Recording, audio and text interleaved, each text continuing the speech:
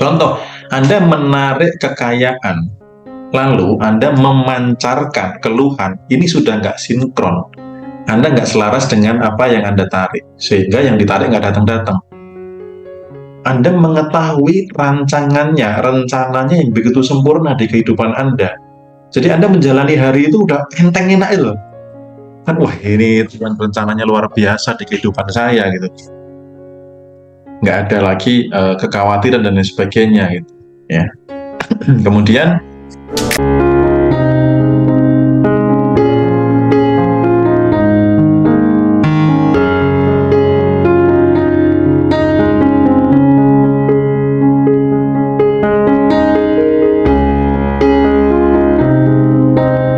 kalau teman-teman itu sudah praktek loa, kemudian belum berhasil, ya jawabannya sebenarnya dasarnya di materi happy hoki. Kenapa? Karena vibrasi itu memancar. Jadi ada law of vibration, ada law of attraction, ada law of vibration. Nah, law of attraction ini kan hukum tarik-menarik, menarik sesuatu.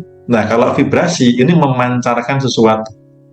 Contoh, Anda menarik kekayaan, lalu Anda memancarkan keluhan, ini sudah nggak sinkron.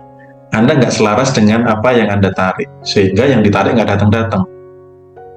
Gitu. Jadi vibrasi ini sebagai kunci untuk menyelaraskan dengan apa yang mau diluakan. Itu. Kemudian terkait dengan melampaui penderitaan, nah ini masih ada beberapa yang kesulitan. Bagaimana memahami kehendaknya? Cara tersimpel apa? Ya mendekatlah kepadanya gitu loh. Bagaimana Anda bisa mengerti kemauan ibu? Ya mendekatlah kepada ibu. Kalau Anda jarang komunikasi, merasa jauh dengan ibu, nggak ngerti. Kalau Anda deket itu ibaratnya, kok kayaknya ibu kangen ya, tak telepon lah. Baru aja mau WA anak, udah telepon duluan, ibu kangen. Nah, itu contoh kedekatan. Sehingga bisa dengan mudah memahami kehendaknya. Nah, mendekat kepadanya, ada beberapa contoh yang tadi saya share juga di grup untuk yang mau ikut meditasi untuk persiapan.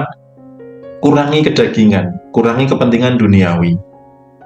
Adalah banyak waktu untuk duduk diam, hanya sendiri. Nggak harus meditasi yang merem kusuk, nggak harus. Teman-teman duduk diam, misalkan yang bapak-bapak bisa sambil ngerokok, ngopi gitu ya. Merefleksi kehidupan. Saya asalnya dari mana, tujuan hidup saya seperti apa, dan lain sebagainya gitu. Dan ritual di depan teras ini dulu saya sering melakukan ketika anak istri sudah tidur, karena seorang ayah itu tidak semua keluhan bisa diucapkan kepada istri, tidak semua beban itu bisa tersampaikan ke istri gitu. Makanya sempat viral di TikTok ya, istrinya batin, kok suamiku nggak ngajak ngomong ya, jangan-jangan dia sudah nggak sayang. Yang suaminya mikir, beban ini, beban itu, ini itu, kalau tak ceritakan siap enggak ya. Nah, seorang ayah seperti saya dulu juga sampai sekarang masih saya lakukan gitu. Ritual di depan teras, duduk santai di balkon gitu ya, sambil melihat langit, sambil menikmati kesunyian gitu, sambil berbicara dengan higher self, mendapatkan petunjuk intuisi gitu. Kalau teman-teman nggak pernah ada waktu untuk sendiri, itu seperti teman-teman tuh nggak menyediakan ruang. Ibarat rumah tuh nggak ada ruang kosong, nggak ada kamarnya gitu loh. Nah, dalam waktu 24 jam ini kan kalau terlalu sibuk ya, apalagi 24 jam, coba direfleksi. 24 jam bener nggak waktunya hanya habis dipikirkan untuk mikirin uang?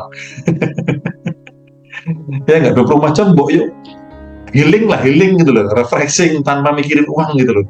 Sesekali nggak usah mikirin uang sehari, bisa nggak gitu, misalkan gitu ya.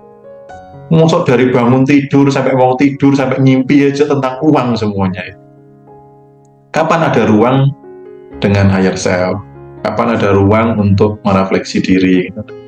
Jadi berikan ruang-ruang itu, waktu menyendiri, me time untuk ya sekedar melamun, sekedar merefleksi, itu bagus. Itu ketika Anda sering seperti itu, kemudian mengakses kepentingan spiritual, Anda lebih mudah dekat dengannya, sehingga lebih mudah memahami. Ketika terjadi sebuah penderitaan, Anda cepat ngelampauinya gitu. Karena ini kunci kehidupan itu membaik gitu. Kalau Anda sudah nggak merasa menderita, pancaran Anda apa? Syukur. Anda mengetahui rencananya yang begitu sempurna di kehidupan Anda.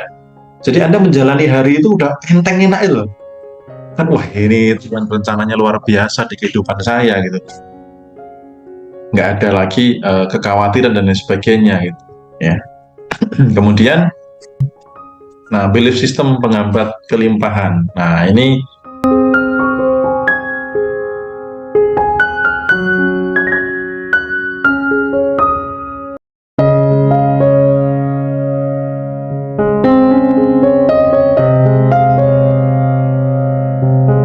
itu. Kemudian kehidupan jangan sampai masih